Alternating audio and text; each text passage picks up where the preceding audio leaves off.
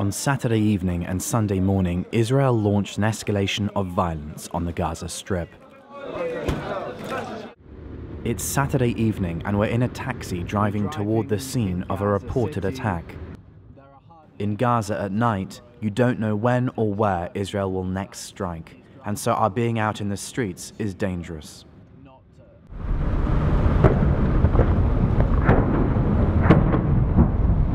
After a while, we hear Gaza being attacked. We're told either by mortars or F-16s. Omar, our taxi driver, is used to working during escalations and is relatively relaxed. The car's hazard lights are on and the taxi badge clearly displayed to make clear to Israeli forces that we're a civilian taxi. So this is the border with Israel in front of us. You can see the lights on the horizon here and here. And we've been told by a local resident that the Israeli occupation forces are around this area. We can't hear or see anything particular at the moment, but we're going to move on for our own safety now. We are the blue dot on the map. The green line is the border. As we drive, to our left is the boundary with Israel. The area is like a ghost town as people seek safety in their homes. This area is very, very dangerous. No anybody here.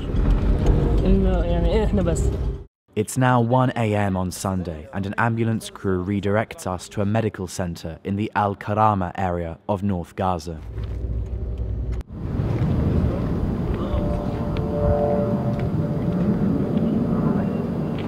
Hello. Drones are flying low above the medical center and neighboring mosque. The drone is really audible to us here on the ground now. It sounds like it's right above our heads. And the paramedics have said that they keep the lights on the ambulances for their own protection, to identify themselves as paramedics, and that's why that there is a group of people here. So in Gaza, the paramedics have to keep the lights on, not when they're transporting people, but just for their own safety, so that they don't get bombed. Here we have ambulances and an emergency medical center that helps people and civilians who are targeted by Israeli airplanes and forces. We saved the area from the west to the south, and as you must have heard, the latest shelling took place in the east, where all the injured and martyrs were civilians, the majority children. Most of the shelling targeted young people, women, and the elderly. And the Israeli enemy is erratically targeting civilians here and there. Only innocent people fall and are injured. They do not distinguish between buildings and trees, young men, women, and the elderly. They commit crimes targeting people sitting in their own homes.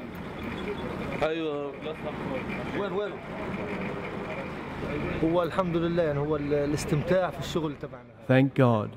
We really enjoy doing our work because what we do and the support we give to the civilians that are injured and targeted allows us to fulfill our duty to the Palestinian people, who are always being attacked in this continuous war for our people's rights. It is our duty to offer as much as possible for our people.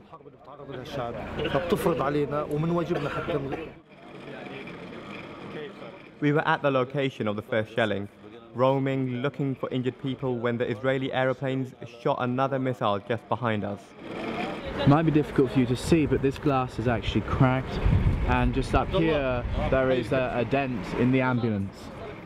So the paramedics told us that this place had been struck tonight. As you can see, the rubble and debris has not even been cleared yet. Mohammed Saeed Eshkokani was a 20-year-old member of the Islamic Jihad Resistance Wing. And this building has been structurally damaged. We can hear water leaking inside the building. It looks like it's leaking from this water tank. This is fresh blood here from the attack. I hope you can see that. He died here on the scene. Paramedics found his body parts on the sand. On Sunday morning, I returned to the site of Mohammed Saeed's targeted assassination. The blood has been cleared up. In the last 2 days, as of 8 p.m. Gaza time, Israel has killed a confirmed 6 Gazans and injured up to 40. This morning, I attended the funeral procession of Mohammed Obaid, another martyr. The 20-year-old was killed at about midnight near his home in Jabalia, North Gaza. Obaid's dead body was found at 6 a.m.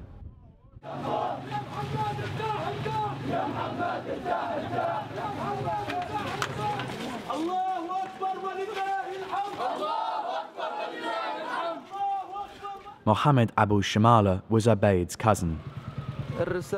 Our message for the enemy is that the parents are happy to sacrifice their children as martyrs. We offer more pride, dignity and solidarity to the parents and families of those injured and martyred. This is the reality of the Palestinian people. The more martyrs we give to our cause, the more we believe and stand by our cause and its resistance. They keep on killing, injuring and destroying our Palestinian people. It is our right and our duty as Palestinians to fight for our rights and to defend ourselves. I went to the mortuary at Shifa Hospital in Gaza City.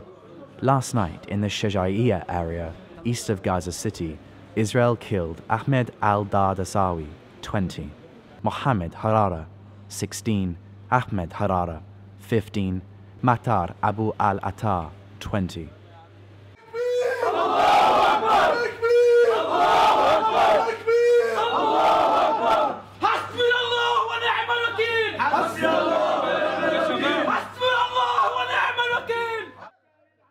It seems that religion is used to bring solace and strength to the hearts of grieving Gazans.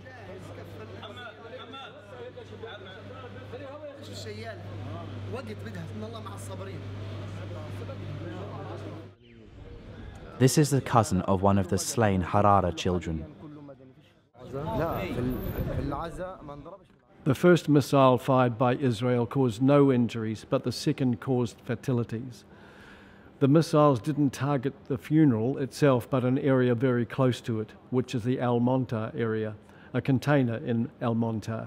All the people targeted in that area were civilians. There were no resistance members present. 4 people died from the Harara family and Abu al-Attar family and al-Dad al-Sawa family. This only makes us stronger. No matter how hard they attack, we will attack back with more and more strength, and they will be surprised with what we can do. What they are doing, it's as if our children and families are less important, but they are very precious to us. I want to tell them, don't even dare to think that you will successfully terrorize us. We will continue the fight and the resistance.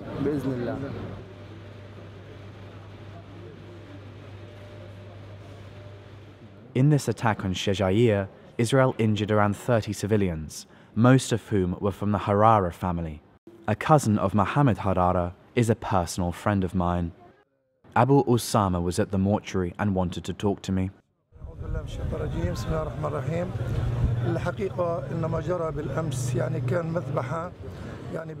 I seek refuge in the name of God.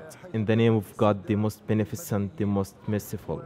Honestly, what happened last night was a massacre in every sense of the word. The shelling targeted those civilians, young people and parents who had rushed to the site of the first shelling, who were going to save those who were assumed injured, and they instead were attacked by a second Israeli enemy missile. The Israelis profited from this gathering of young men, women and children, targeting randomly. 4 of them were killed and over 30 injured. The Israeli shelling didn't target a military site. They targeted civilians, just random shelling that was aimed to maximize Palestinian civilian loss and to stop the resistance. But what we have experienced, no matter how much we sacrifice, no matter how many martyrs we lose, this is our just fight to regain our land and our rights. This will not terrorize us even if we lose more martyrs. No matter how many are injured, we will not give up. We will fight blood with blood. Martyrs will follow martyrs, and we will fight until our land is ours again.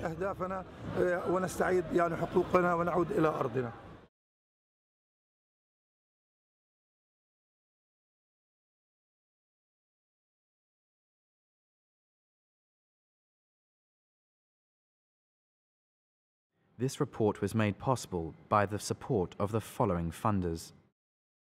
Visit GazaReport.com for more insight into the situation afflicting Gaza.